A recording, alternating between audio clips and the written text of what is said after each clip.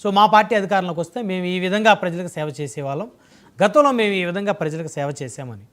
So చర్చా వేదికల యొక్క ప్రధాన ఉద్దేశం ప్రజల కోసం, అంటే వారు ఏ విధంగా అయినా మాట్లాడండి, ఏ పార్టీ తరపు నుంచి అయినా మాట్లాడివ్వండి, అదే వ్యక్తిగతంగా వారికి ఏదైనా ఒక ఎజెండా ఉండొచ్చు, సో ఏదైనా ఉండొచ్చు, కానీ ప్రజల కోసం మాత్రమే హుందాగా మాట్లాడాల్సినటువంటివి చర్చా వేదికలు.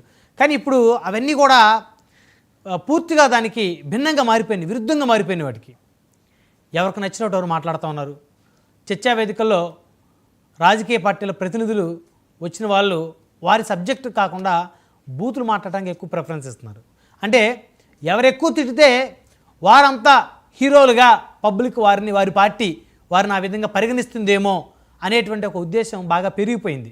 అదేదో పెద్ద గొప్ప విషయం అనుకున్నారు. సాధారణంగా బూతులు ఎవరికి రావండి, తిట్లు ఎవరికి రావు. గ్రామాల్లో ఉండే వాళ్ళ దగ్గర నుంచి పట్టణాల్లో ఉండేవారి వరకు కూడా అందరికి వస్తాయి కదా. చదువుకోని వాళ్ళకి ఇంకా ఎక్కువ తిట్లు వస్తాయి కదా. అంటే మరి చదువుకొని మేము జర్నలిస్టులము, మేము అనలిస్టులము, మేము పెద్ద సంఘ సంస్కర్తలము అని చెప్పుకోవటం ఎంతవరకు కరెక్టు?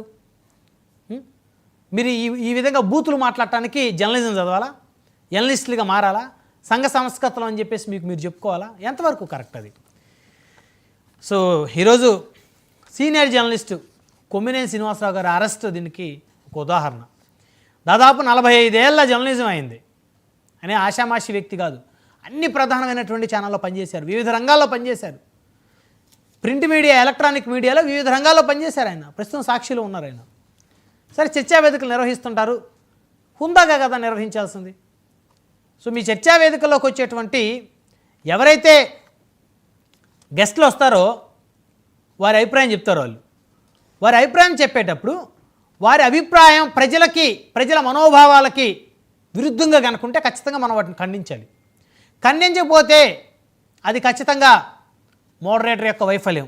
ఆ యాంకర్ ఎవరైతే కానీ, యాంకర్ కానీ, జర్నలిస్ట్ కానీ, లేకపోతే ఆ డిబేట్ని కండక్ట్ చేసే వాళ్ళ యొక్క వైఫల్యం. ప్రజల యొక్క మనోభావాలు సరే, చర్చా వేదికలో కూర్చున్నటువంటి ఎవరైతే వివిధ రాజకీయ పార్టీ ప్రతినిధులు ఉంటే వారు ఒకరినొకరు తిట్టుకోవడం సాధ్యమైపోయింది. దాన్ని పక్కన పెడదాం.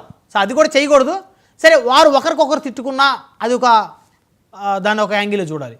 అసలు వాళ్ళు ఏకంగా కొంతమంది సమాజాన్ని, ఒక రాష్ట్రాన్ని, ఒక ప్రాంతాన్ని, ఒక కులాన్ని, ఒక వర్గాన్ని టార్గెట్ చేసి తిట్టడం, ఒక సమూహాన్ని తిట్టడం అనేది అది ఖచ్చితంగా నేరం. దాన్ని ఖచ్చితంగా మనం ఖండించాలి. ఖండించకపోతే ఎవరైతే దాన్ని ఖండించకుండా ఉంటారో వారు కూడా బాధ్యులే. సో ఈ చర్చా వేదికల్లో కూర్చునే వాళ్ళందరూ కూడా ఖచ్చితంగా బాధ్యతాయుతంగా వ్యవహరించాలి. ఈరోజు ప్రభుత్వం తీసుకున్న నిర్ణయం ఏదైతే ఉందో అది భవిష్యత్తులో ఇక మీదట అది ఏ చర్చా వేదిక అయినా సరే, ఏ ఛానల్ అయినా సరే, ఏ రాజకీయ పార్టీ ప్రతినిధి అయినా సరే వాళ్ళందరికీ వర్తిస్తుంది. సో ఎనలిస్టుల ముసుగులో విషం చిమ్మే వారికి ఖచ్చితంగా ఇది వర్తిస్తుంది, మరి ఎవరైనా కానీ. కొద్దిసేపటి క్రితం అంబటి రాంబాబు గారు కూడా మాట్లాడారు. డిబేట్లో గెస్ట్ చేసిన వ్యాఖ్యలకి కొమ్మినేని బాధ్యత వహిస్తారా అన్నారు. అదేవిధంగా విశ్లేషకులు కృష్ణరాజు చేసిన వ్యాఖ్యలు ఆయన వ్యక్తిగతం అన్నారు. కృష్ణరాజు వ్యాఖ్యలకు కొమ్మినేని మీద కేసులు పెడతారని ప్రశ్నించారు. సో కొమ్మినేని గారి అరెస్ట్ను సజ్జల రామకృష్ణారెడ్డి గారు కూడా ఖండించారు.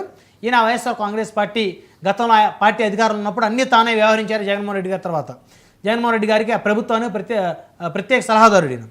ప్రజా వ్యతిరేకతను డైవర్ట్ చేయడానికి అక్రమ కేసులు, ఇదంతా టీడీపీ ఆర్గనైజ్డ్ కుట్ర అని సజ్జల ఆరోపణ. టీడీపీ ఆర్గనైజ్డ్ కుట్ర ఎలా అవుతుంది?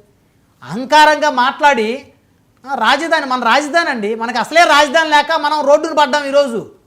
ఈరోజు కాంగ్రెస్ పార్టీ ఆ రోజు కేంద్రంలో ఉండి మనల్ని విడదీసి ఆంధ్ర తెలంగాణని, మరి ఆంధ్ర తెలంగాణలో అందరూ కలిసి అభివృద్ధి చేసుకుని హైదరాబాదుని ఒక తెలంగాణకి కేటాయించి రాజధాని లేని రాష్ట్రంగా ఆంధ్రప్రదేశ్ని తయారు చేసి ఈరోజు అందరూ కూడా బాధలు పడుతున్న పరిస్థితి, ఇబ్బందులు పడుతున్న పరిస్థితి, అభివృద్ధి లేదు, ఉపాధి అవకాశాలు లేవు.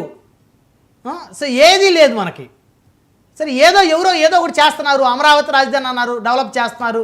అక్కడ కేంద్రంలో కూడా మన అవసరం ఉంది కాబట్టి వారు కూడా మనకి సరే నిధులు ఇవ్వనివ్వండి, అప్పు రూపంలో ఇవ్వనివ్వండి, గ్రాంట్ రూపంలో ఇవ్వండి, ఏదో ఒకటి ఇవ్వనివ్వండి, ఏదో ఒక అభివృద్ధి జరుగుతుంది. కనీసం సమయం ఇవ్వాలి కదా. ఆ విధంగా రాజధాని మీద పడి ఇది వేశ్యల రాజధాని చుట్టూతో వేశ్యలు ఉన్నారు, ప్రాస్టిట్యూషన్ జరుగుతుందని చెప్పేసి మాట్లాడితే